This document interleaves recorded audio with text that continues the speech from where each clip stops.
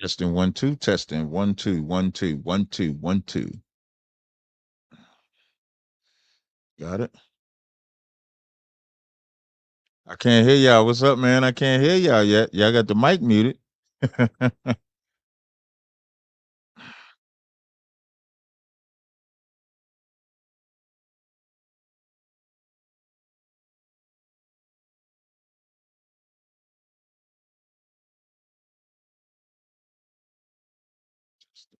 Two. Let me make sure I got this right. Got that right. Did it go on? Here we go. I gotta go back to split screen. Here we go. There he is. Space, yeah. Yeah. I can hear y'all. What's going on? Y'all What's can hear up, me? bro? Listen, I ain't heard from you in a minute, man. How you been, brother? I've been good, man. How about you? I've been all right, man. I've been watching what you're doing with the channel for a minute, man. You've been doing a hell of a job. I didn't even foresee it because I remember back when you was with Solomon and the sister. I forget the sister that you used to rock with as well. I remember you used to be back with them. So it's good to watch you and see what you're doing, man. I really like it. Oh, thank you. Likewise too, man. I've been watching, and Yeah. we should have did this way sooner. Yeah, But, yeah. You know what I mean?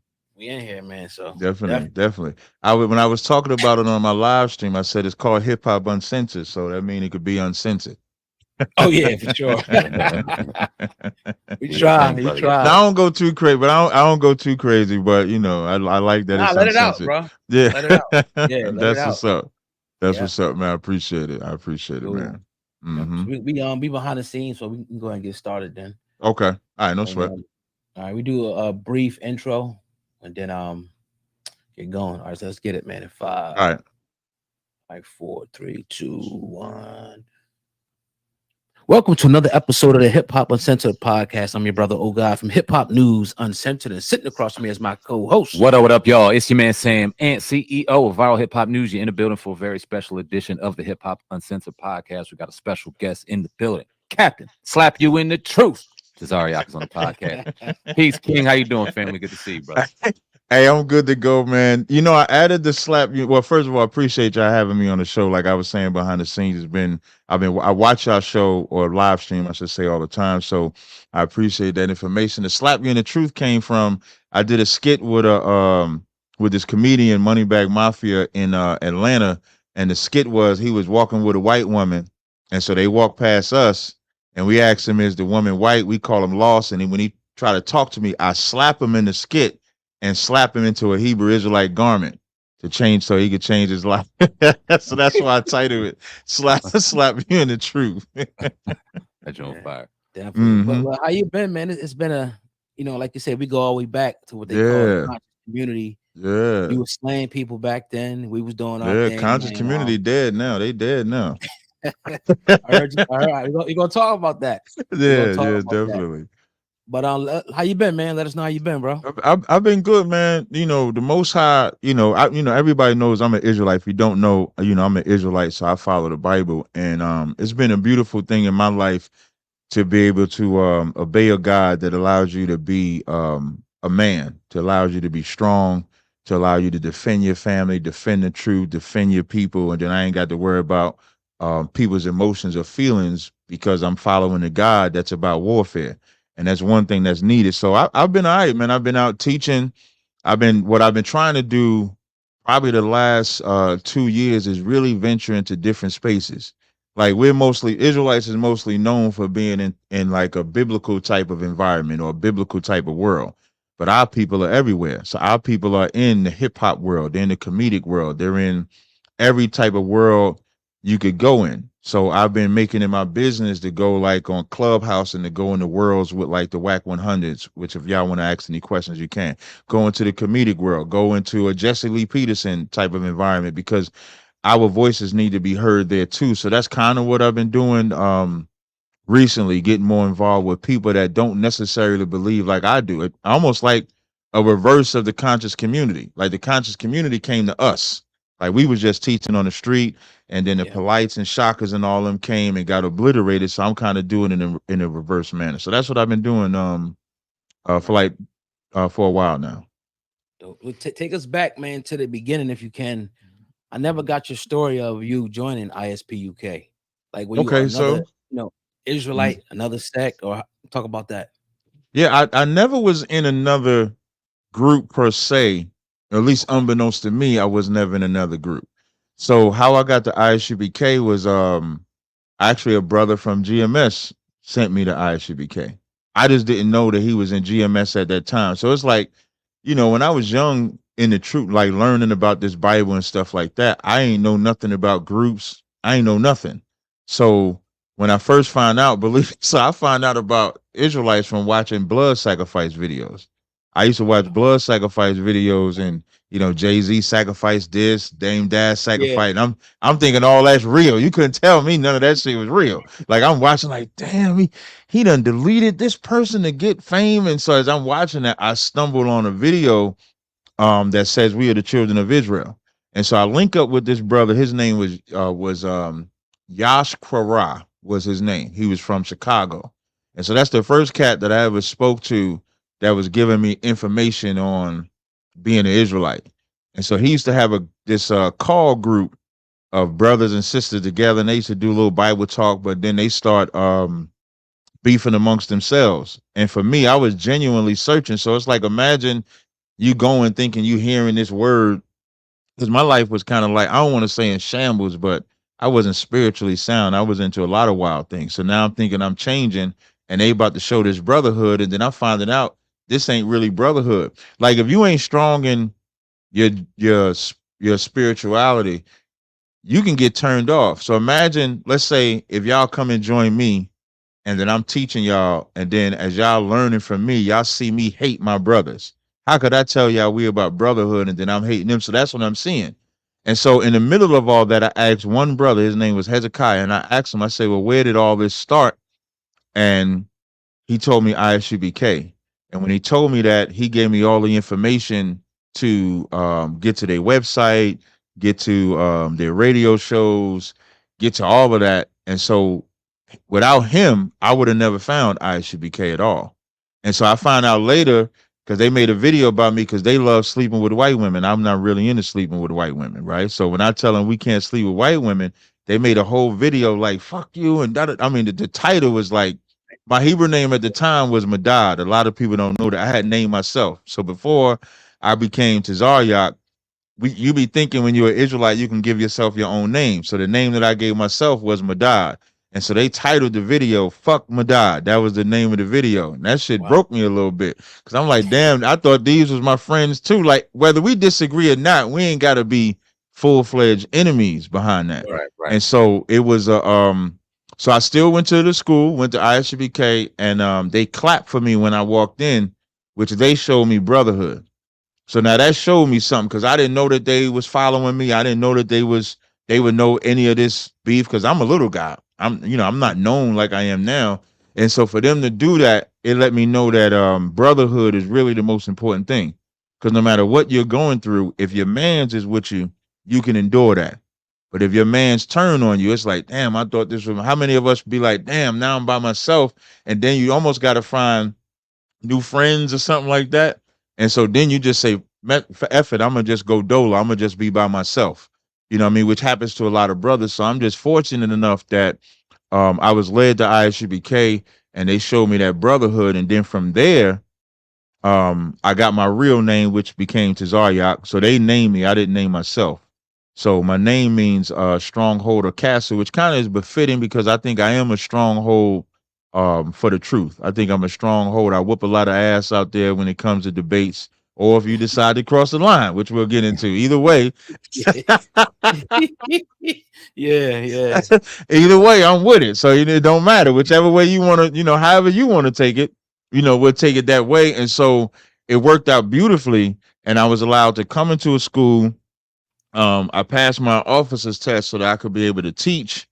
And even then, I don't know nothing about no conscious community. I know that people believed in like Egypt, because I was a cat that believed in Egypt. I was a cat that had the African colored book bag. I had my Malcolm X CDs. I was almost a Muslim when Malcolm X did the whole like this and there. When Malcolm X was in the movie and he raised his hand and did like that, and the brothers moved, you couldn't tell me that wasn't like the greatest militancy that I had ever seen. Because you seeing a black man, and even the white guy in the movie was like, no one man should have all that power. So I always had this notion of like black power, black pride, and stuff like that. But I didn't know how entailed. I didn't know that it was such a strong thing. As then when we started moving into New York and teaching in New York, that's when I start seeing all what I call the blackity black world. And so I got exposed to the blackity black world like that. Real quick, where you from? I'm from Jersey City, New Jersey. Are you from Jersey? All right, word. Yeah. I'm yeah. Oh, you from Jersey? We all from Jersey. Okay, there you go. Jersey City, New Jersey, Chilltown. They call it Killtown sometimes. So that's where I'm from. I'm from 141 Woodlawn Ave, Jersey City, New Jersey. That's where I was born and raised. Stand up. So what got you into the content creation space? Because I remember I got introduced to you through watching my cousin and being introduced to In the Black Media, something I wasn't aware of. But through watching him, I started, obviously, you see the thumbnails on the side, and I see Tazaryach doing this thing on the streets of New York. So what got you introduced to content creating? What motivated you to want to get into that space? What motivated me, like a couple years ago, back in like 20, I think it was, to be honest, it was by accident. So subconsciously, I was kind of trained for it. So my leader, Commander Jenny Hanna, he had a radio show that he used to do. Well, he still does. He does it every Monday from 9 to 11. And so I'm good with computers. Like I'm good with computers and networking and stuff like that. So he brought me into the radio show department to work the mixer boards and stuff like that. So I had to learn how to work the mixers and stuff like that. But it was always behind the scene. I was never speaking. But in watching it, I was kind of learning how to like run a show where there's news articles, taking calls and stuff like that. So in 2014, Tazaryach, who's in the video, the Cross the Line video, he's the reason that I do it. Like honestly, because he wanted to do his own radio show. So the radio show was going to be called Israelite Vibes, and I didn't want to be a part of it. I don't want to say I didn't want to be a part of it. I didn't want to infringe on what he was trying to do. So this was going to be his baby. He was doing it on his own. So when he first started doing the shows, I watched like 2 or 3 of the shows, but they was real boring. Like he was doing it like it was a class. He wasn't doing it like a show. Like it was just like, okay, we're gonna go to John 2 and 5, and this is what this means. It was like dull as hell. And so because of me watching how Commander Jenny Hanna did the radio show, I said to him, all I said to him was, I said, let me do like 2 or 3 shows with you so I can show you and help you. So the whole goal for me was I was only going to do like 2 or 3 shows with him. And then I was going to step back and then he was going to keep doing the show. But after we did like the 2 or 3 shows, so I'm showing him, you find a news article, you talk about that. You take callers. So we was taking, cause we was on this show, this radio station in New York City that was called Linkage Radio. So we was on an actual radio show and we were streaming it on YouTube. So they had the phone lines and all that stuff like that. And after 3 shows, he said, why don't you just stay? You know what you're doing. I could learn a lot. And so that's how it started. Now, doing it the way that I do it now was just from observing all of y'all. So like watching how y'all do it. And what I noticed about content in the social media world, you can't wait until, so our show was every Thursday, but you sometimes can't wait till every Thursday in today's world to bring out, by the time you come to Thursday, 7 other topics done came. So what you're going to do, all 7 topics, and then they're going to be like, okay, I already heard somebody else's opinion on it. So now from watching, and I can't put everybody in this category. So watching like Hip Hop Uncensored, watching Piper Boy from a battle rap perspective, watching Shade Room on Instagram or Say Cheese on Instagram, like watching how they would constantly, whatever happens, they would talk about it within the hour, sometimes within 15 minutes. So y'all kind of sparked that interest because it's like, okay, if I'm going to really take advantage of what a podcast is and what creating content is, I got to follow it. So I'll I'll pick up my phone like this. I'll be online. If I see a hot topic, I'll make a clip about it. If it's hot enough to where I need to do a live stream about it, I'll do a live stream about it. So watching shows like yours and others. Doggy Diamonds is another one. You know, I could, as in my brain key function, I could just name a bunch of YouTube platforms, and I'm naming black ones on purpose because they don't get enough love that they should. You know what I'm saying? So y'all are the inspiration for me to really go into podcasting like the way I have lately. Appreciate that, brother. Yeah, definitely appreciate that, man. Mhm. Let's go back with your journey a little bit. So Mhm. you guys are teaching on the corner. Mhm. Then I think the Polite and Sonetta come up. Tell us how you got introduced to the conscious Yeah, community, bro. Polite. So so Sonetta, I think before I ever met Sonetta, I think I saw Sonetta because Sonetta had a at where he used to set up at across from the Apollo. I remember seeing he used to have the lynching signs up on the in the background. So I remember seeing like those. So when he first came to me, so he came up one Saturday, we teaching, and he asked if I could film y'all. So I said, yeah, you could film. And then after that, he asked if I would debate, if we would ever do debates. Now, I don't really know nothing about this part. So I'm like, well, I got to talk to my generals first because I didn't want to give them an answer and have to change it. So I wasn't sure how to actually answer that question. And so they left. So I talked to my generals about it, and they was like, well, if it's something worth it, we'll see. Because you know, we're gonna see what happens or whatever. So maybe like 3 weeks pass, we exchanging text messages, and one Saturday, like they just like 20 of them motherfuckers, like 20 of them just coming around the corner, and the camp was set up like with on 125th and Lenox Ave, they have a Whole Foods building, but it used to be a vacant lot where we used to set up at. So we could see them. So I just see like this mob just coming around the corner. So I'm not knowing that they coming necessarily in front of me, but it did attract the attention. So I'm looking and I'm watching. And so I see Sonetta and he walking with his camera on the camera stand and shit like that. And so when they come around the corner and stop in front of us, I'm like, oh, I'm my brain like, oh, it's on. Like, okay, what they about to do? Like, you know, what's gonna happen? And so initially, I think they was talking to somebody else, and so Captain Ty Ward let me ask him like, hey, what's up, brother? Like, what's going on? So Polite steps up. Now I don't know who Polite is at the time. He just a slim cat. He had his woman out there, so you know how she was dressed already. He got his woman out there, and the other cats and stuff is out there. So we commenced the battle, and he wanted to show a scripture because what was funny about the first encounter, the scripture that he asked for, the brother that was reading actually pulled the wrong scripture.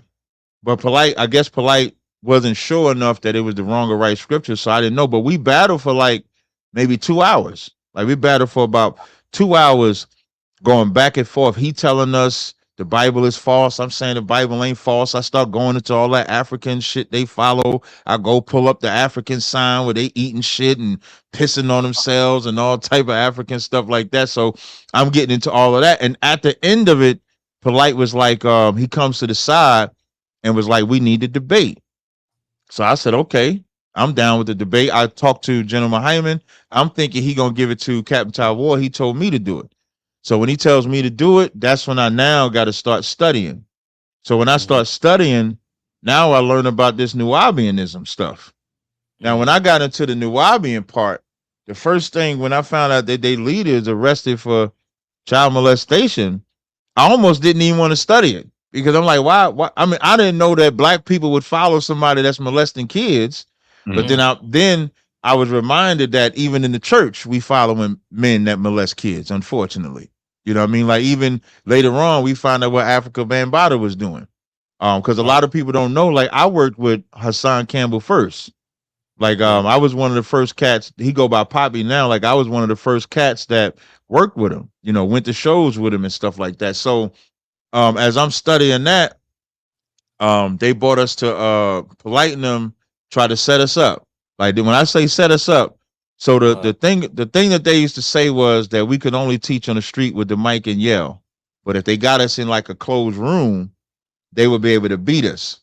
So the setup was Polite and Sonetta said, we want to meet y'all at Black and Nobel, which is a Philadelphia bookstore. Yeah. And so they was like, so my vision of it, because I had never been to the bookstore, my vision of it, they made it seem like it was a Barnes and Nobles type of environment where people go to get books, read books. They sit down on the couch and stuff like that. And this is what they said specifically. They said it's just going to be me, you, and Polite. And we just going to sit down and ask questions. So I'm thinking, like how we sitting right now, just sitting down, chopping it up. I'm thinking it's going to be just like that. Man, when I get upstairs, this nigga up in the front, it's a whole crowd of people he talking to, and he's setting them up, calling us crazy, saying what we believe and stuff like that. So when I seen it, I felt like it was go time. So I damn near said to myself, I'm about to show my whole ass, pause, on this stage.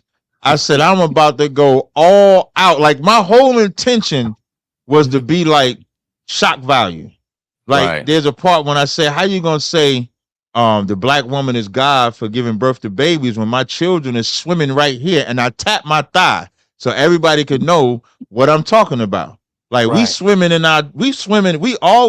in our father's balls first. We was not in the woman first. So that was controversial. And then when I told his wife, when she tried to say that women can get pregnant without men, that's the first time I ever heard that. And she brought up some Bartholin gland or some shit like that, man. And I had a book in my hand. So I had a book in my hand like I got this wallet. And I pointed to her like I said, you should keep your mouth shut. Now I'm talking to I'm talking to Polite's wife, and the women was like, woo! Like they was like, that's it was crazy. Yo, that whole thing was crazy. It was so crazy because the brother in the middle named Sutek, he was the moderator. And he was actually supposed to be the moderator for the debate that we had. And if you go watching the Black and Nobel video, which is still up, they was gonna fight after that. Like, I mean, when I say fight, Polite security and Polite was arguing with Sutek because they felt like Polite felt like they was letting me talk too much, when it was really the crowd. The crowd didn't want to talk to Polite. The crowd wanted to talk to us, which was the point. And so as they about to fight, Sutek walked off, and he wouldn't moderate because of them wanting to fight. And then when we had the actual debate, that's when I called his wife a effing whore because he twirled her around in a circle. Like he brought her up to the front. Her skirt was up to her ass. And he brought her up to the front, twirled her around like this, and said, how many of y'all wouldn't want her? And all them niggas like jumped up in the air and they looking at his wife, and like that's insane to me. Like I love my wife. Listen, I couldn't fathom twirling my wife around unless I was selling her. Like think about that. Like if you twirl, what you're saying is you want all these men to be turned on by your woman. And I don't understand that concept. That logic just didn't really make sense to me. So of course I called her a effing whore in the battle. You know, I actually apologized to Polite for that because I was because like for me, if we in the middle of the battle, whatever is a prop is a prop. Like I just think, okay, meaning like if you're gonna twirl your wife around, I'm gonna flip it on you. So I only said it because he used it, and it was actually a part of my presentation, because my presentation was we should stop exploiting our women like that. So I started showing pictures of, I think I was showing pictures like Little Kim and stuff like that, and how they was being sexually exploited. So he really was falling right into the dialogue. He was falling right into what I was saying. And so, but I did apologize to him for calling his wife a effing whore. I even said it in the whole cross the line thing. He was like, but you apologized. I said, yeah, but I was using it because he didn't want to fight me then, but he wanted to fight Cottas. I'm gonna bring it back. So and then after Polite losing like that, Sarnetta just started bringing everybody he could find to come in front of us in Harlem, which for us is spiritual. So he finding the Muslims to come in battle, more Kemet niggas to come in battle. And we were just whooping their ass. Like Imam Bashir, who I'm cool with Imam Bashir now. Yeah. But Imam Bashir had to get smoked twice. Like he got smoked. Yeah. What's your thoughts on Polite now? Obviously, everything that went on and went through. Okay, so knowing what we know now, did you ever have like a lingering suspicion of what dude was really about? And once we kind of found out what was out there, what's your thoughts on him now? The closest that I think all of us might have had is when him and Sinetta was beefing, I think Sinetta kind of slightly alluded to it with with a girl. That's the closest. But knowing like what he has now and then thinking about it, it revealed like a lot of things. It's damn near like you ever be in a relationship with somebody or friends with somebody and they always overly sensitive about a subject. You don't really see them exude those behaviors in their life, but they get sensitive about a certain subject. Yeah. That's what it was like. Like seeing him, like when Tazaryach said your spiritual father's a child molester and him acting like he wants to fight, that lets me know why he internalized that, because that's what he was doing. So I don't think that him going to jail for the one crime is the one incident. I think he probably been doing it and did it to others, and this is just how he got caught. It lets me understand why he gravitated to a Malachi York, because he never met Malachi York. Like he never actually met him, but to gravitate to somebody like that while they're in jail lets me know the Bible calls that like familiar spirits. So the same spirit that York had is the same spirit Malachi had. And the other video, and this video, he was on Jesse Lee Peterson before, and one of his wives was telling how they met. Now, I had never seen this video because I didn't watch Polite interviewing Jesse Lee Peterson. But when they showed the video with Jesse Lee Peterson, the wife was saying how I think she was like 16 or 17 or something like that. And it almost, as she was telling the story, she was coming to the bookstore that Polite and his wife had or something like that. And the way she told the story was like grooming, almost like they was grooming her to be one of his wives, and they was getting her at an early age so that they could be the wife. And it's like now you start seeing the lineup, and it lets you know money doesn't save you from your sickness. Word. And that brother was a sick. And you think about it, it reminds me of like, you know, you could lump the R. Kelly thing in there. Like these are men that Polite clearly had power. He clearly had some money, whether he got the money illegally or not, whether he got the power illegally or not. He had influence because, you know, he was robbing a lot of niggas of money. That's why he had to leave New York, because he was robbing a lot of cats, lying. He even jerked the cat Young Pharaoh for that status correction. For the status correction, which I still don't know what status correction is. But so now he was known for that, but he was a man in the position of power and had wives already. So if he had wives and still chose to mess with underage girls, he had a sickness that is probably uncurable. You know what I mean? So I think that's judgment from the Lord, and he deserves to be. I wish he would have got much more time than what he got, because I think he only got the 7 years. And so it showed a few things for me. Once they when I first heard it, I was unsure, because I'm like, I mean, he gonna put himself in that position, right? But then once that DNA came out, it was, I mean, you can't beat DNA. Nope. And then it also shows something else. It showed the same way people follow Malachi York, or the same way people were still following Polite, because you had people that still wouldn't believe it. I remember I had a back and forth with King Los over Polite. Wow. And King Los was teaching the black woman is God too, but for some reason now we can't believe the black woman. But if she God, why we not believing her? Why she lying now? Why the DNA evidence ain't working now? Like now, because their hero fell. Because really, if you think about it, that conscious community, that was the exclamation point on their death when Polite died. Because who from the conscious community is resurrecting? Who from the conscious community? You can't say Umar Johnson, because he never really was in that world. He had that one interview with Sinetta early in his career, but he don't really go in that world. Tariq Nasheed, I don't consider him that, because even though he makes the Hidden Colors, he's not really in what we know as that conscious community. And I don't know, I mean, Seti probably somewhere getting high, who knows? Young Pharaoh done fell all the way off. So I mean, when you think about it, Polite going to jail was the exclamation point on the death of what we know as the conscious community. The only person that keeps it alive is Sinetta. Sinetta's the only brother that still, when you think House of Consciousness, you're going to think Sinetta. But outside of him, I mean, who we think of?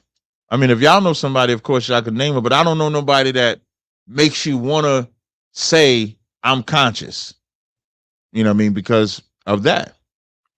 That was gonna be my next question. Who do you think killed or what killed the conscious community? Two questions. Do you think it was the scamming that started at the beginning I of the should get end? my belt.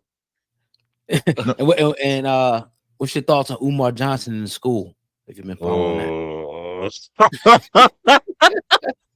Wait, let me get this belt. It's right behind me. I'm gonna just click my camera just 1 second. Let me get my belt. Hold on 1 second. I'm gonna tell you who killed the conscious community. Hold on 1 second. All right, yeah, but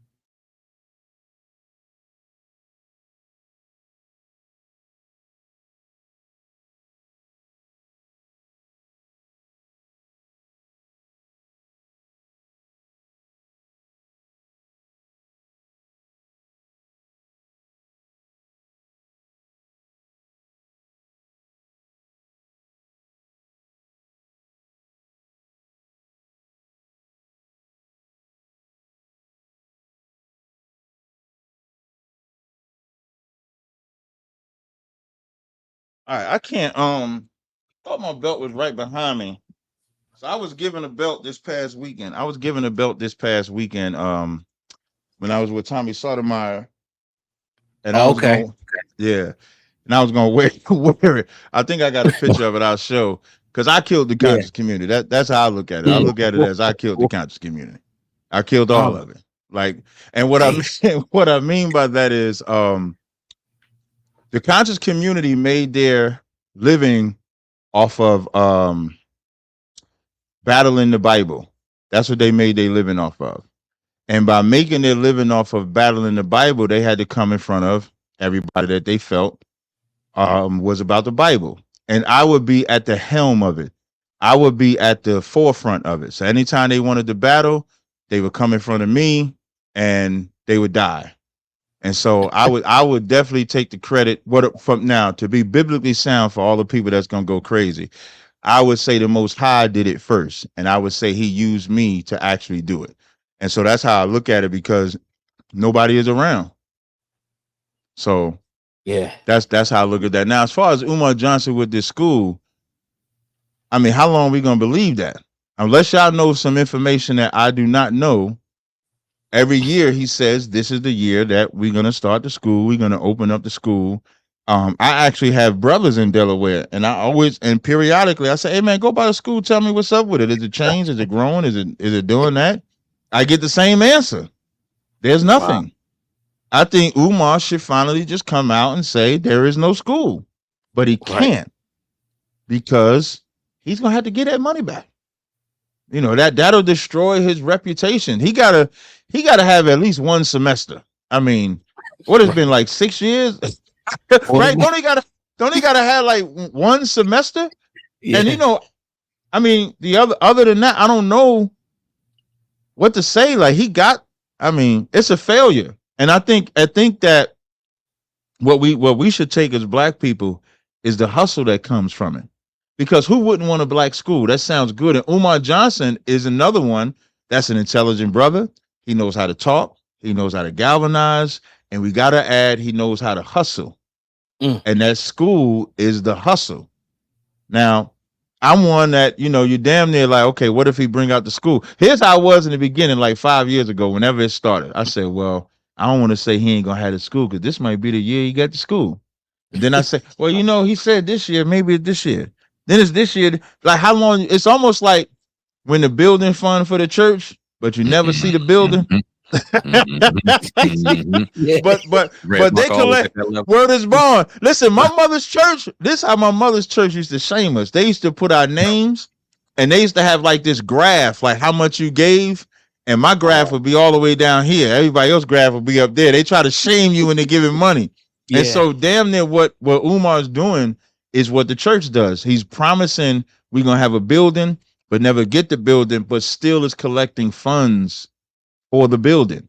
So I think Umar Johnson, we should give a Negro wake up call to all leaders that are hustling us. And I think Umar Johnson is one that's hustling us. That doesn't take away from whether he's a PhD or not, doesn't take away from if he's intelligent or not, knows about child psychology or not. But as far as that school goes, that's a lie from what we've seen thus far. Now, if he presents some miracle school, then we could say, you know what?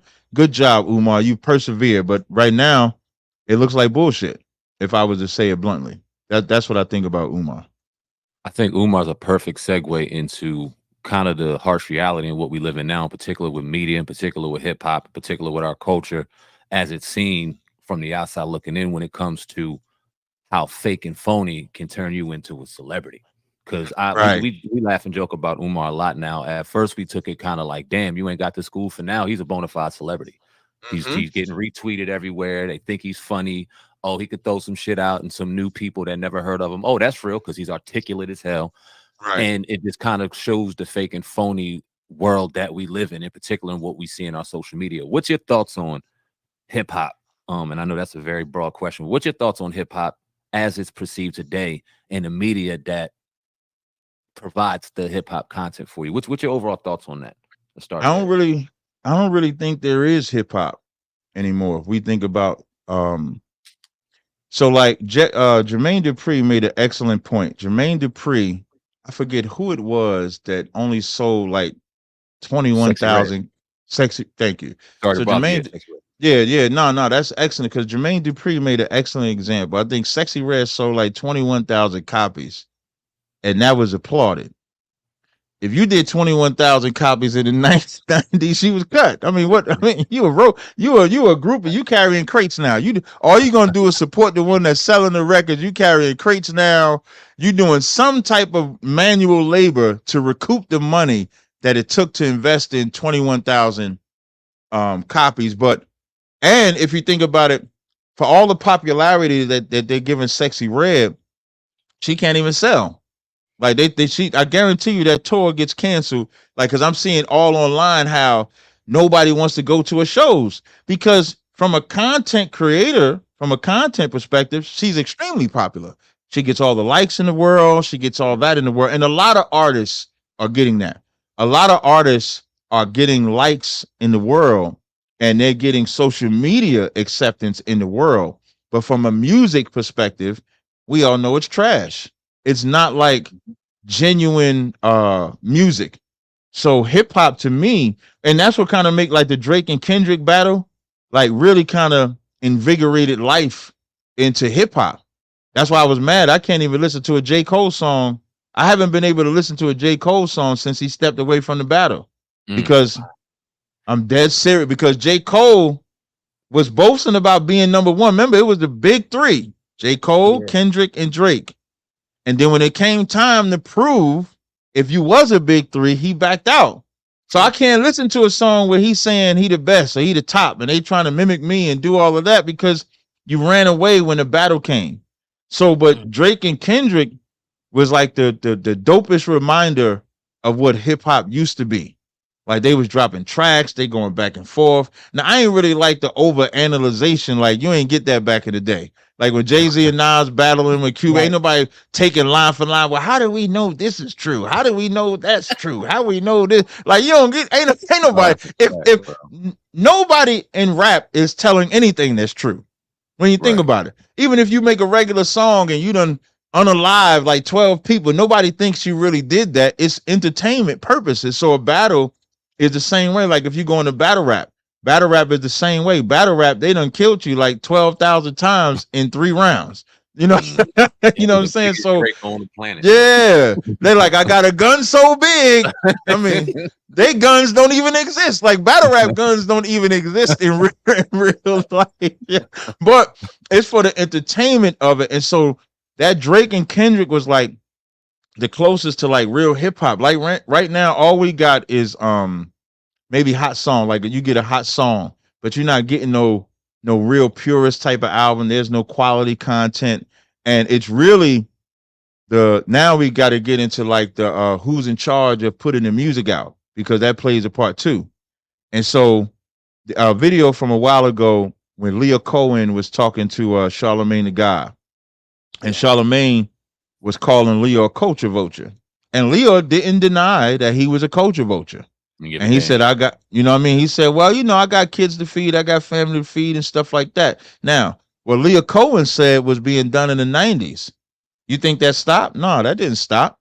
So now it's just a different type of culture vulture. So now what the labels and execs know is that people ain't interested in the album. They're interested into the hype around the individual. So the hype around the individual, she got to put this one song. We're going to move the hype around that song. So they might have a hype song, but they're not investing like they used to invest. And it's so easy now. Anybody can put a song out because you got so many different social media platforms. So I don't really think there's a hip hop. And hip hop used to have a lane for everything. When the 2 Live Crew and NWA was getting played, the X Clan, Public Enemy was getting played at the same time and could exist in the same world. Like you could be listening to 98.7 of WBLS and hear all different genres of hip hop music.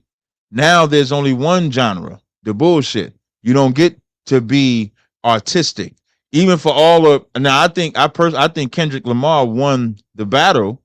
But if we talking about who's the greater artist, Drake is the greater artist, because Drake has, if you think, and when I'm saying greater artist, I'm not talking about from a lyrical talent perspective. Right. But Drake has far more hits than Kendrick. Kendrick probably has a better quality of music, but Drake has far more hits. But there ain't really a lane for Kendrick in today's world. Like this battle is now going to propel his music to really be relevant to the new people. I'm not talking about who's following him since he's initially come out. I'm talking about now. If he puts out an album now because he just beat Drake the way he did, more of those people will probably listen to him. But outside of that, you don't have multiple lanes of music that could be listened to. So the labels are really just happy with getting a one-hit wonder and then keeping it moving. And when they use that guy up, like when Sexy Red gets used up and get thrown to the side, they'll look for the next Sexy Red. They'll look for the next Glorilla. They'll look for the next whoever it is that'll make it hot for the moment. So hip hop ain't really hip hop. Hip hop is just something that they just put out, music, and if it's hot, they'll run with it. That's how I look at it. That's a fact. Now, speaking of culture vultures, I seen you on Adam 22. Mm. And I want to ask you though about that. Yeah, definitely. A lot of people was condemning him for doing the interview with the young man who shot Pop Smoke. Mm-hmm. I don't know if you've seen it. How do you feel about that? I tried to watch some of the interview because I was trying to see like where is it going? Right. I don't know if I could call. I don't know if I could say Adam is a culture vulture for doing that because I wasn't really surprised that he did it. Yeah. If you look at No Jumper is designed for that. Like in fairness, I didn't know. Well, in honesty, I never really knew what No Jumper was until I met Wack. When I got introduced to Wack through Clubhouse is how I knew about No Jumper. I did not know about it beforehand. So like when I started going on Clubhouse stages with Wack 100, and my general was like, you should find out about No Jumper. I didn't know what it was. So when I looked it up, they had 4 million followers or something like that. So I said, oh, this might be something we could get on. And so I had asked Wack about it. And so Wack had got me on the phone, me, him, and Adam. This was before they was doing the show that they do together. So this was like in 2022. What's this, 2024? Yeah, so this is like 2022 sometime. So they didn't have the Adam and Wack show, but Wack got me on the phone with him and they said, oh, we could work it out. So there was always this thing to go in there, but it was going to be political. I was supposed to battle this white guy, Richard Spencer. So when I was going on that platform, the whole point was Adam had brought this white boy on that was that his reputation was being racist against blacks. So Wack now finds the Israelite to go against the racist white guy. So that's what it was supposed to be. But as I start watching the show, you start seeing everything is just about the controversy between black people. I rarely see white people having the conversation. So, and we can go back to the Wack part, but just to answer about doing that interview, I don't know why anybody is surprised that he did that interview. I'm more disappointed if anybody watched it. Like the only thing, like I didn't watch it on YouTube, but when I scroll on Instagram, because people was talking about it, I saw that. And when I heard him saying what he said, I'm like, I wouldn't even give that no light or shine. Now, from a culture vulture position, if we're gonna call Adam a culture vulture, then we got to call all these people culture, because they are. Yeah. Like if you think about the execs, they're culture vulture. We just mentioned what Leah Cohen was doing. He's a culture vulture. I don't think that there's any platform that we go to or through that wouldn't be a culture vulture. So I was disappointed more in us watching it more so than Adam, because Adam was just being Adam. Adam was being the white guy that is exploiting black people that he's always done. I'll give it even a further when me and Tariq went, because so it ended up being me, Tariq, and Wack doing the interview. And now that was my first time meeting Tariq. Tariq's position is different than mine. Tariq is a FBA type of black person. I'm an Israelite type of black person. So I accept Caribbeans and Haitians and stuff like that. He don't. But me and Tariq, the first thing after we dapped each other up, the first thing we said was we was not going to let this white boy exploit us. That's what we said. So we knew going in there, if there was any type of divide and conquer in that room, y'all was not going to see Tazaryach and Tariq go at each other's throat. We could differ, but we wasn't about to battle like on that platform. And so we made that, you know what I'm saying? We made that conscious decision. And so Adam was being Adam. So black people that are offended, you got to look at, are you being you when you support it? You know what I'm saying? So, because like, if I could go on Fox, I would go on Fox. Fox is culture vultures. So what are you going to do when you go to these platforms? Because we can't shy away from an Adam platform or any other white. It ain't really about shying away from it, but it is about what type of content you'll support. And the flip side is Hip Hop Uncensored should have 4 million. Doggy Diamond should have 4 million subscribers. Like Math Hoffa should have 4 million. All of these different black media outlets. That's really how we. If everybody feels that Adam is a culture vulture and you're subscribed to his channel and you're not subscribed to Hip Hop Uncensored, then you support the culture vulture. If you're not supporting the black media channels, because there's a lot of really good black media channels, and if you're not supporting those black media channels, then you really are a coach. You support the culture vulture. So I'm subscribed to Hip Hop Uncensored, so I could talk about it. I'm subscribed to Doggy. I'm subscribed to Math. I'm subscribed to the black media outlets that give information that I can actually relate to.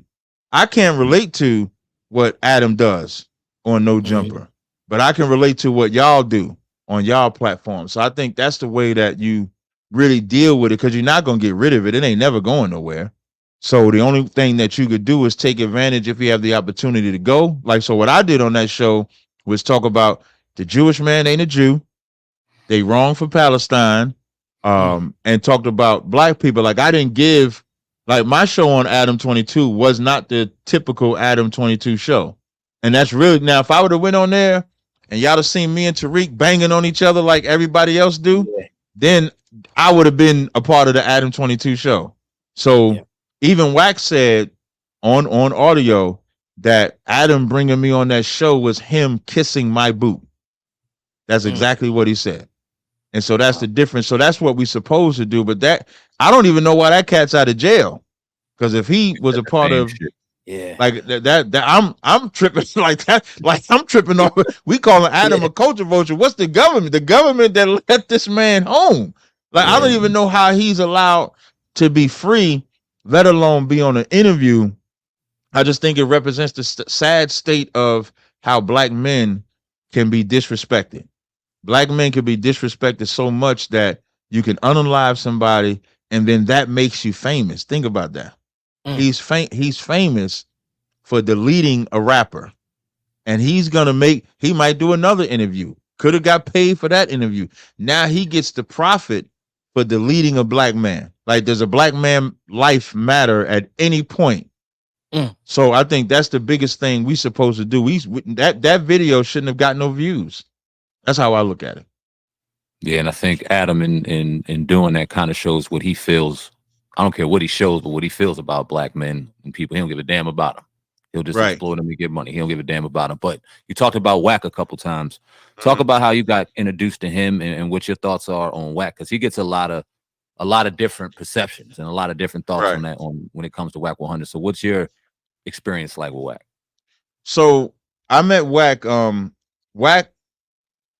Wack runs Clubhouse in my mind, and what I mean by Wack runs Clubhouse, Wack did something I haven't seen on any social media environment. Wack has a 24/7 show.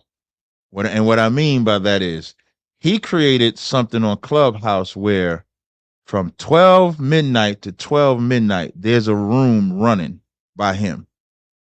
Whether it's No Room for the Weak, whether it's Good Burger, whether it's the main channel, the 100 ENT show, he created that. And how I ran into him. So I had always seen him on Clubhouse. I was in the rooms a couple of times, but I never really stayed. But one day he was battling Muslims, and a brother of mine named Shapat, he was always in the rooms. And so he brings me into the room and he was like, yo, they battling the Muslims. So I go into the room and I battle the Muslims. And so I beat the Muslims. I got the Muslims emotional and stuff like that. So he had his now wife. I say wife because that's the world I live in. He might say girlfriend. I'm not sure what he says, but we say wives if you sleep with somebody. So his wife, he had his wife. Now, she wasn't his wife at the time, but he had her contact me and said they wanted to do another room about the Israelites.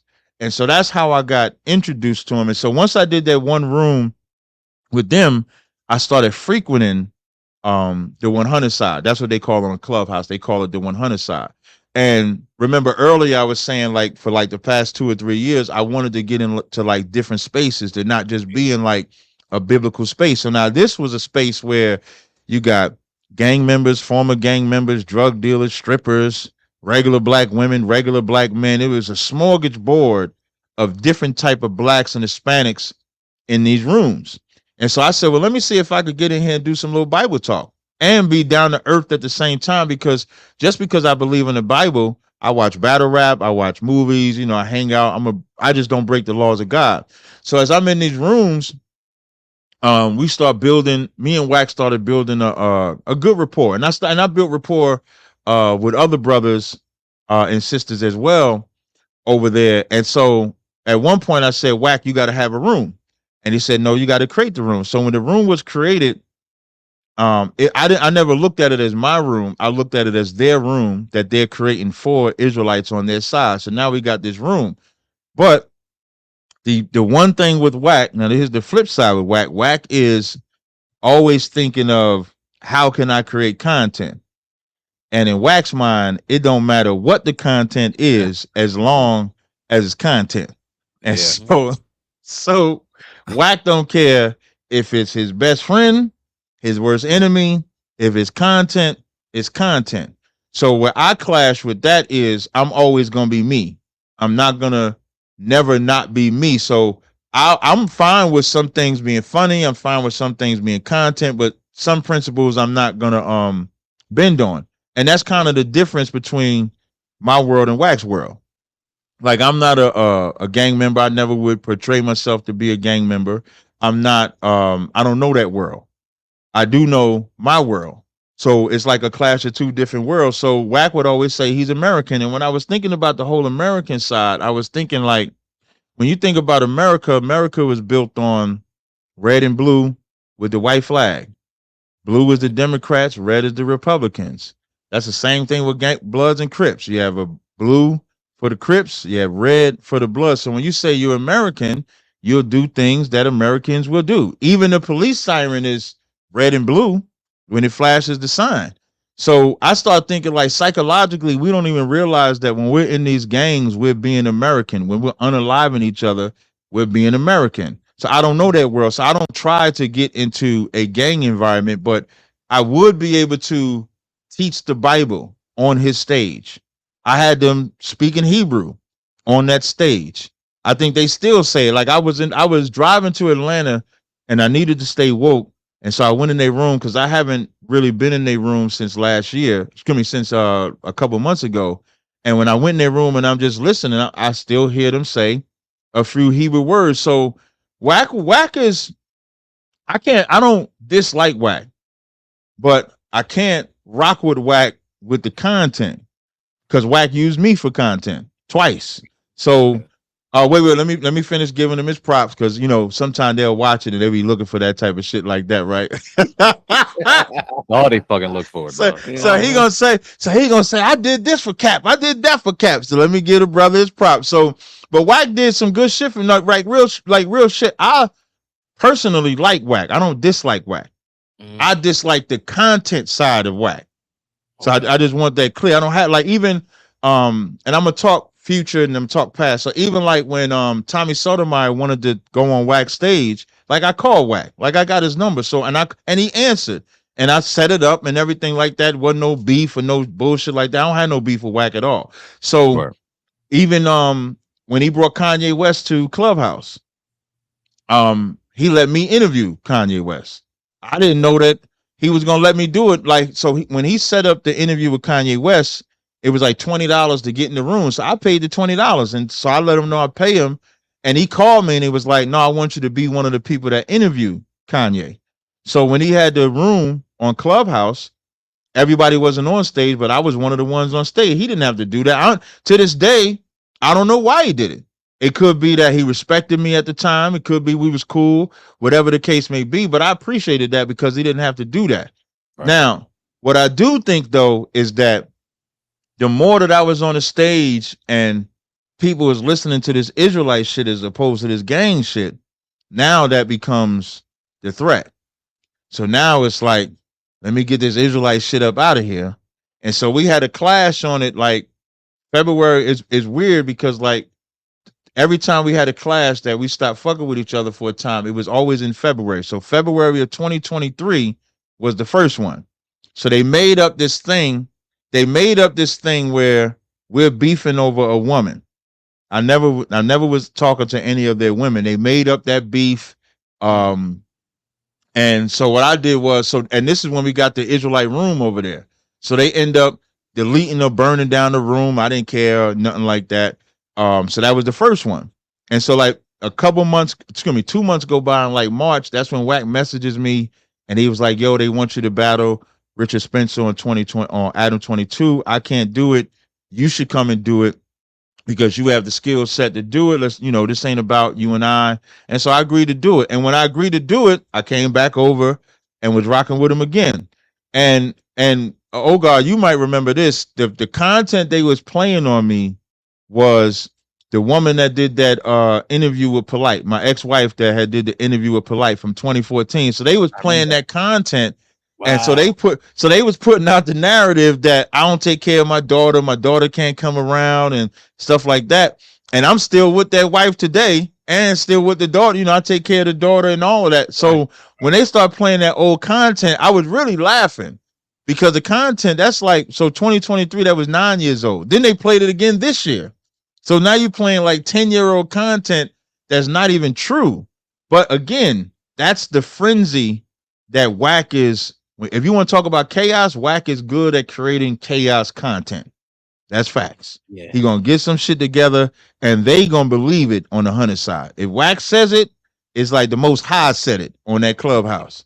If Wack said, "Nah, Cap don't take care of his kids," all them niggas on the 100 side gonna believe I don't take care of my kids. If they, whatever it is that they say. So I come back over there and the same thing happens again. But this time we got into it over the boot kiss.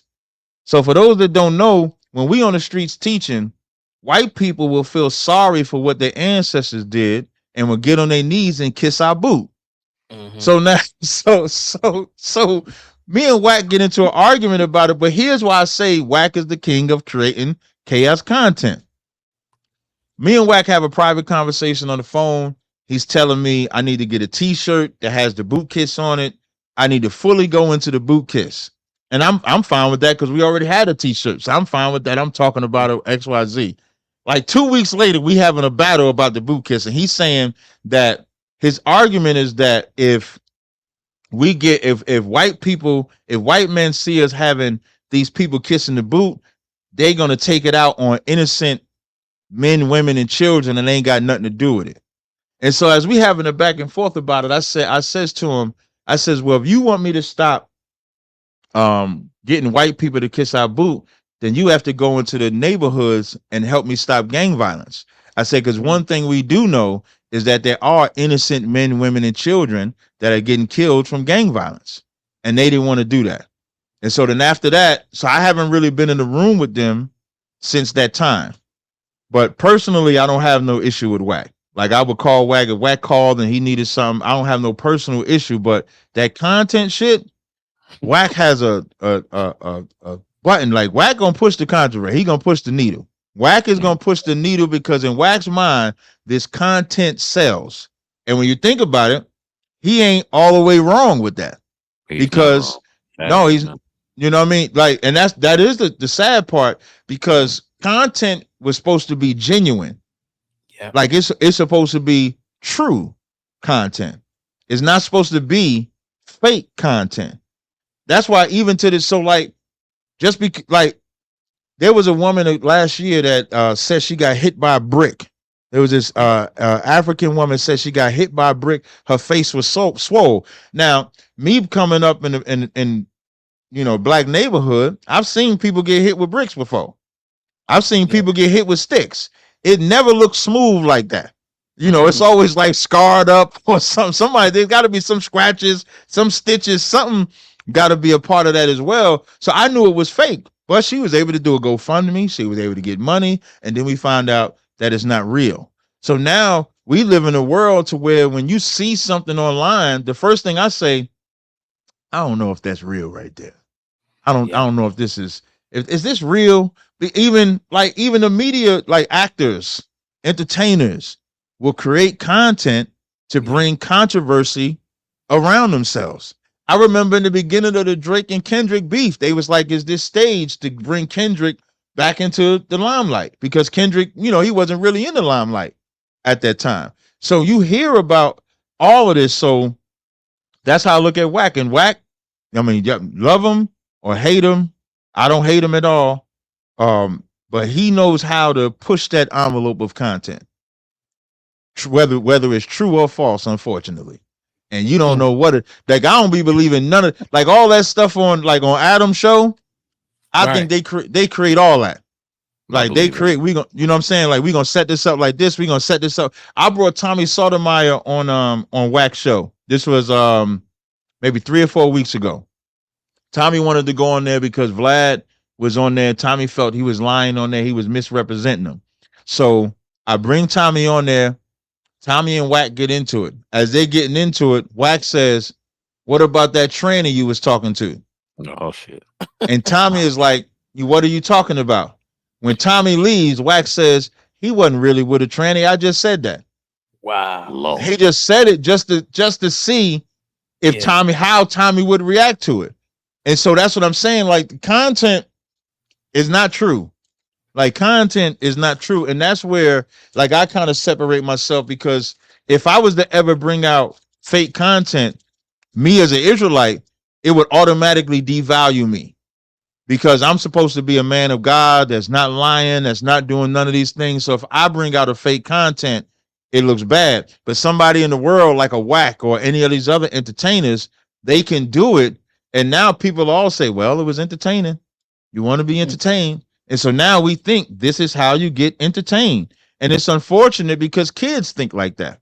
Yeah, kids think, I'm going to create this content. I'm going to just do this. It's just content. It's just fun. I didn't mean that. And friendships gets dissolved over that. So now I didn't mean to be too long-winded on it. Nah, that was dope. I heard you speak, and I forget where you were talking about Diddy, and you don't believe none of the controversies behind Diddy. You feel like, and if I'm wrong, you can definitely check me on it. But how do you feel about Diddy? You feel like that any of the conspiracy they after him because of he sued Diego, or you think he's just a wild creep and he's getting what he deserves? I think so how I feel about Diddy is that a lot of the accusations, unless it's an underage person, outside of the physical abuse, I think they all either you wanted fame that bad and so you decided to do what you did. Unless they tell me, unless I'm not seeing nothing. The last thing that I saw was like, did he force somebody to give him head, force the man to give him head? And unless Diddy put a gun to his head or had a stranglehold on him, that's not force. If you telling me he said, if you don't give me head, I ain't gonna promote your album, so you decided to give him head, then you wanted your album out that bad to get head. I'm not justifying Diddy's behavior, but I'm also not gonna absolve you for wanting fame that bad to go give a man head or go let a man blow your back out. Like now that's for adults. Like if these are adults, that is. Now if it's underage, like there was always rumors about like Usher and stuff like that. Now if it's underage, then he should be under the jail like he's supposed to. So I really want to see like where's the information. It's like when I saw that Cassie video, Cassie video, I mean, god damn, like that Cassie video, I don't see why he's not in jail for that. For the Cassie video. Like I don't see why he's not arrested, because that's clear assault, that's clear abuse. I mean, he kicked her like he didn't even know her. And you could tell in the video, she ain't even got no shoes on because she trying to tiptoe, to escape him. Now the flip side is on Twitter, when that video came out, one of Kim Porter's friends was saying that Cassie was there when Diddy was abusing Kim Porter. Oh, the same thing, yeah. You know what I mean? So now it's like, it was Cassie a willing participant with Kim Porter, and then now the same thing that she was a participant with Kim Porter is happening to her, because now she goes from the abuser to abused. So with the Diddy thing, I would just have to see the legit all information. So far, he ain't been charged with nothing. That's now the only thing that I do believe, the reason why he ain't being charged and the reason why he was being raided, it's probably because he has information on others. And whatever information he got on others is why he hasn't been attacked like somebody else might be attacked. So, but I do not think that he should be absolved of any crimes that he's committed. I just don't know if everything is a crime. It could be nasty as hell. It could be homosexual as hell.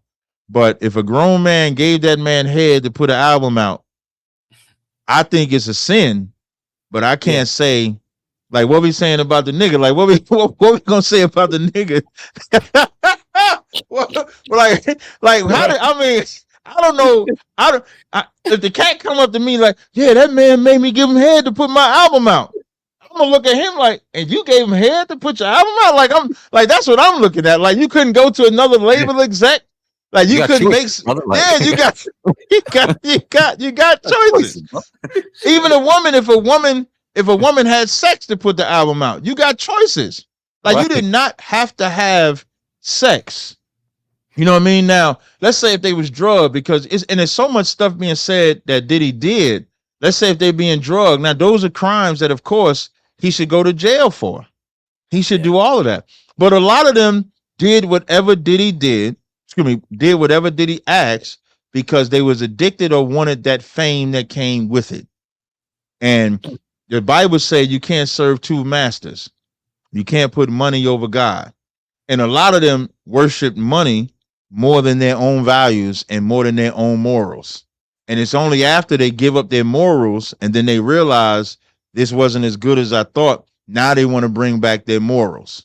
So I would really have to see when all the information out to give it out. But it looked like Diddy's a nasty nigga, though. It looked like he's a nasty nigga. He's definitely abused. He should be in jail for what he did to Cassie. I don't know of anything else that he's did that we could put out, a real hand on. So that's how I look at Diddy. And Diddy ain't no different. Like, Diddy is all these other execs. Like, he's just the one that they exposing now, which goes back to what Ogar was saying, like when back when I told y'all when I was watching them blood sacrifice videos, the rumor mills be crazy about what goes on in the entertainment world. The rumors tell you this one sacrificed this one did this sleeping with this one, and so who knows what's real and what's not when it comes to that. So what I know is real, he beat the hell out of Cassie. What I know is real, he settled with Cassie, which probably had something in there where they couldn't talk about it. So he settled with Cassie so fast that whatever she was going to bring out had to be extremely damaging because he settled so fast with her. So he definitely ain't innocent. I just don't know what he's guilty of. We say the same thing on this platform, and some people ridicule us. Oh, y'all think he's y'all trying to? No, we're not trying to do shit. We're trying to make sure the truth is out and the why is out. And it seems like we talked about, I think, a couple days ago. Are they just trying to bleed him dry of money? Because there's evidence out there he beat Cassie's ass, right? We all saw it. Zersey be in jail for that. We don't know what other laws he broke. As nasty as he is, we don't know how many laws he broke.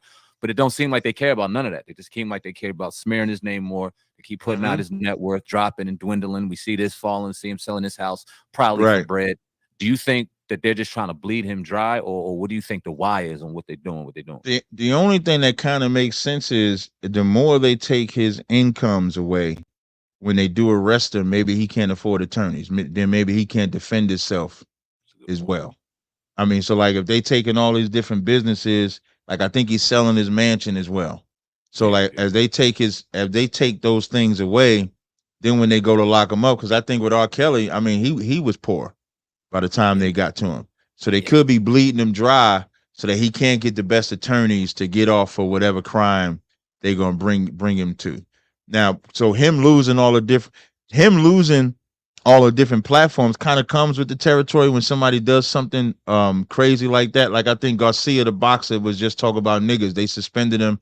The WBC suspended him. So that's kind of like the norm when somebody does something as heinous. And that video with Diddy is damn near like that video when Ray Rice punched his wife for spitting on him. He didn't play football after that.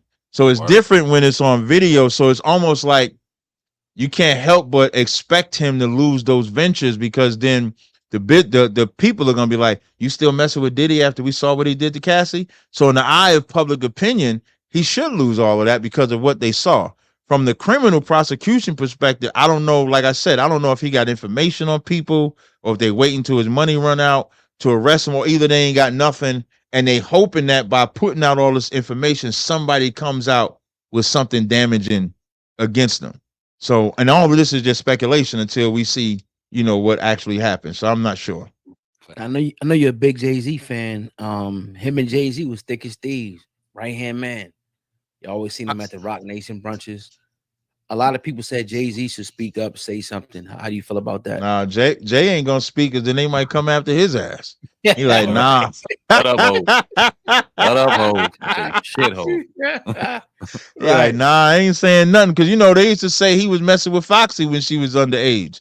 So ain't no telling what may come out. And I mean, who's really standing with him? I mean, I'm a more Nas than Jay-Z, but I like Jay as well. But I don't know nobody that's really rocking with Diddy. I think everybody's staying away from Diddy because they don't say but Stevie J, listen, the bugged out thing about Stevie J, he nasty too, because he ain't denying. He ain't denying that he was having sex with a man. He ain't denying.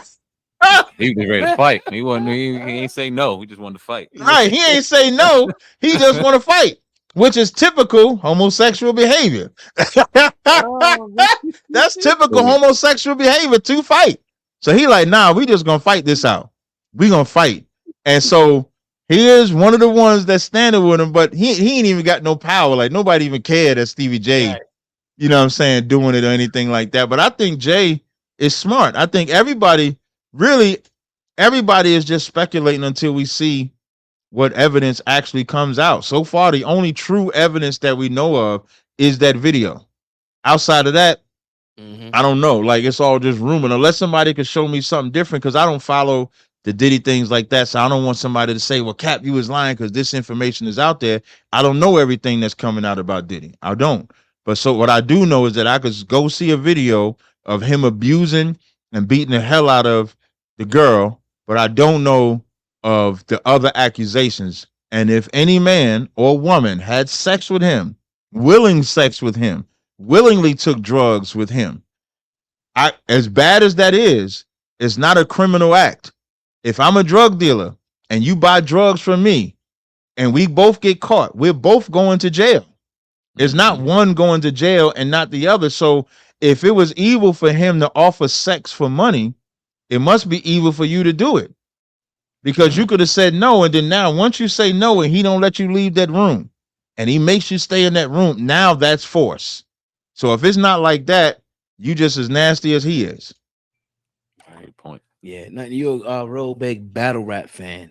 I'm a big battle rap fan. Did you catch Charlie Clips Murder Easy the Block Captain? Ooh, listen, when I was driving to Atlanta, I watched it. I just got back from Atlanta yesterday. And so I drove down to Atlanta and I be looking because battle raps is like an hour long. So I said, okay, this is gonna help kill the time. And that was he beat him so bad he stuttered in the second round. He was and the messed up part, some of easy stuff was good. Like it wasn't like he beat a real on point outside of the choke in the second round. But even so, he choked in the second round. The material was fire before the choke.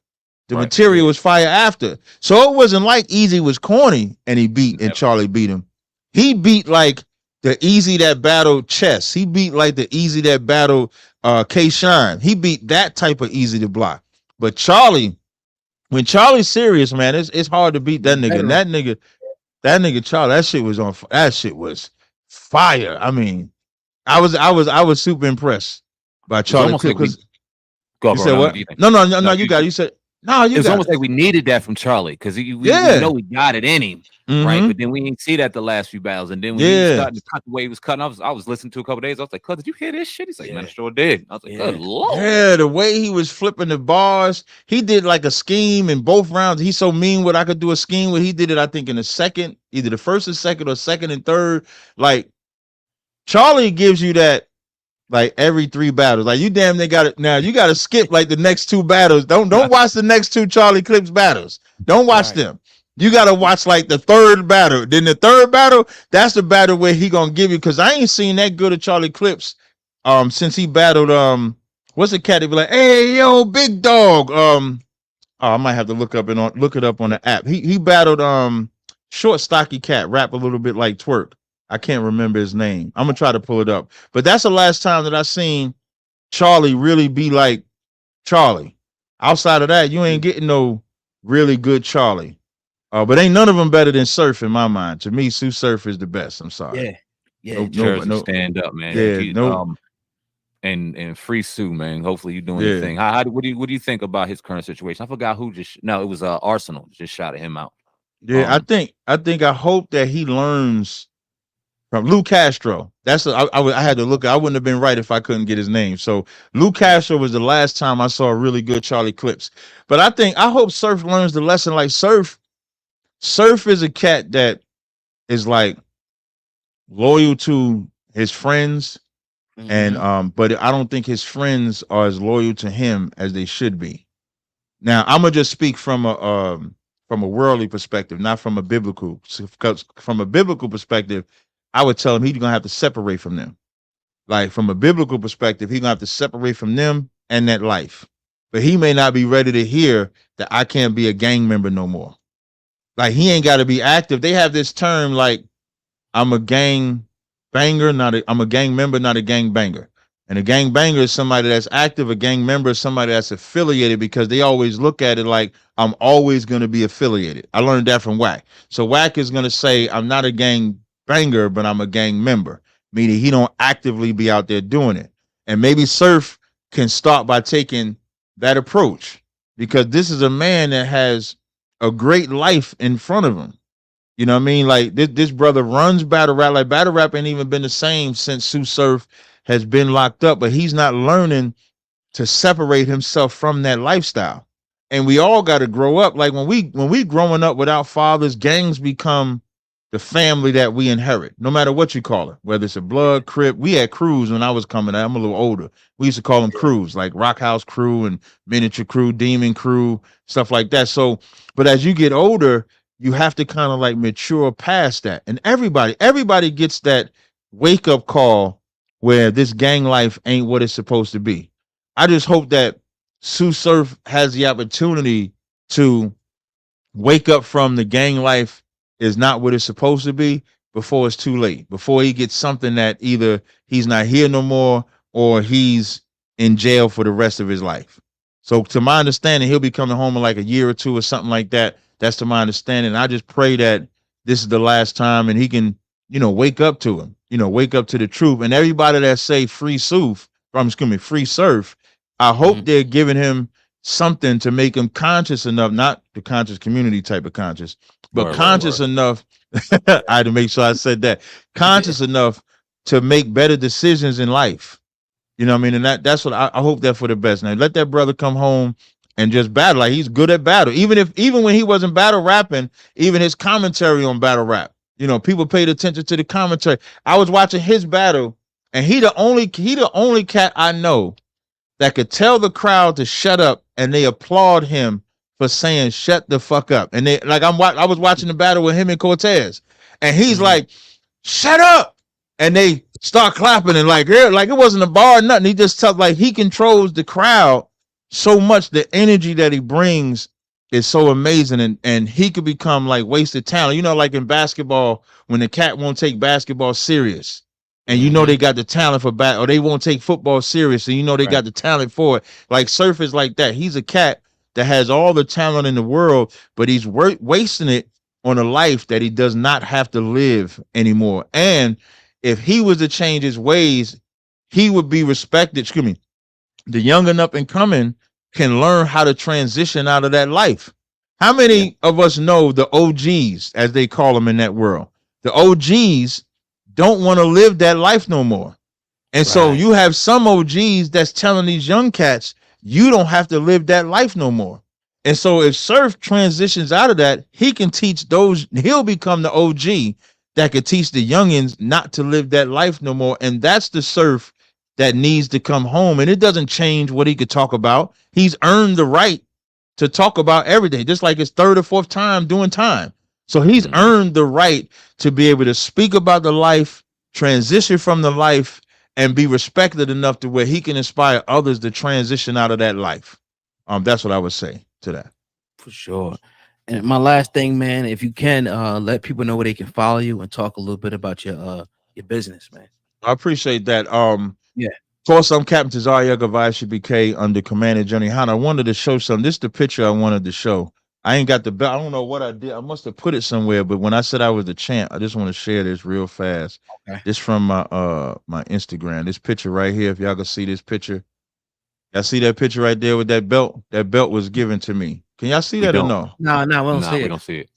Okay, let me I think I might have shared. Will y'all see it now? Oh yeah, hold on, I got you. Yeah, there you go. See that belt? That's the belt right there. That's my belt that was given to me by Tommy Sotomayor, because I'm the champ. So that's when I'm saying I killed the conscious community. I was gonna put that belt and show y'all that belt that I killed the conscious community. But I wanted to show that. But again, I'm Captain Tazaryach of ISU K, the Commander Jenny Honda. You can find me on Facebook, Instagram, and YouTube under the same tag, Tazaryach. Whether you do Captain Tazaryach or just regular Tazaryach, you can follow me on there. I have a body butter and oil business where I sell, and my business is successful. I've been running it since 2019. I sell body oils, body butters, scrubs. I sell scrubs, beard oil. I sell hair crack. Like if you got itchy hair, dry hair, you want your hair to grow, I sell that as well. If you go to carlgas.com, that's CARLGASS.com, you can find me there. And as always, like make sure y'all check out Hip Hop Uncensored podcast. I check it out as well. Hey, brother, we appreciate you. Go ahead, brother. Oh yeah, go ahead. Nah, man, we appreciate you. We got about an hour 20 in, man. Thank you for your time. Yeah. Thank you for your wisdom. No problem. Always welcome, brother. And yeah, man, full circle. Yeah. Man, appreciate you, brother. Yeah, Captain, likewise, man. I appreciate it. Slap you in the truth. Yeah. Slap you right in the truth. All right, man. Y'all be easy, man. No sweat. Right, thanks, brother. Do the same, All right. brother. All right, peace.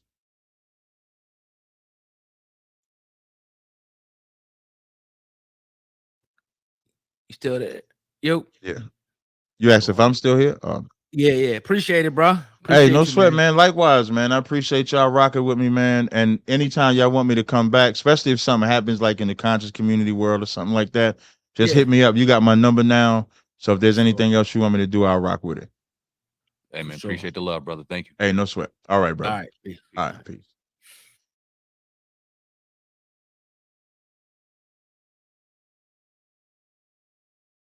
All right, y'all. Appreciate y'all rocking with me. Oh, before I go, I got a 3-day 50% off sale available now. You go to callgas.com. It's available right now for 3 days. Shalom.